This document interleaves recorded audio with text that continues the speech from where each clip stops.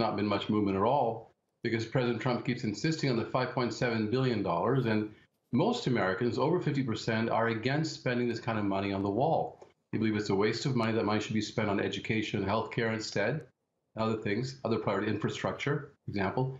And this is not giving the president any popularity. In fact, he's lost about 7% among Republicans, from 90% support by the Republicans about a month ago. It's dropped down to now 83%. And he's losing some of his core supporters, such as white evangelical Christians. They've pulled away from him by several percent.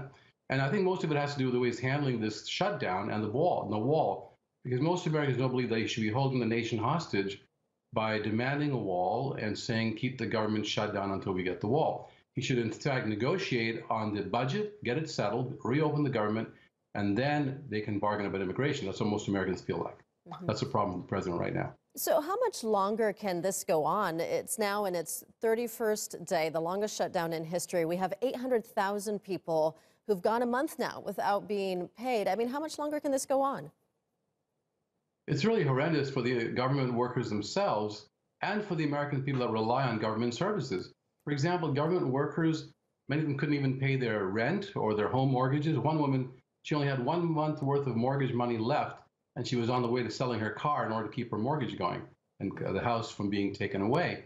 There are so many people that are lacking funding for food for their families. It's been over a month. They haven't gotten a paycheck now. And this is a horrendous, tremendous, bad morale for the workers of America.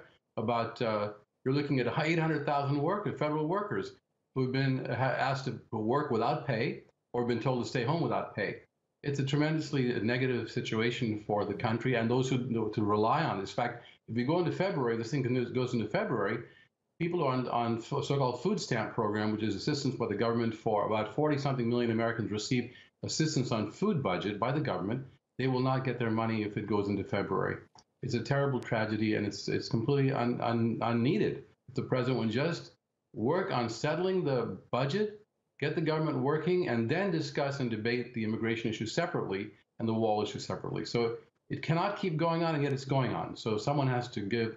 I think it should be the president, because most Americans believe that the Democratic-led House is much more on the right when they say, let's separate the two issues and get the government going again, after all.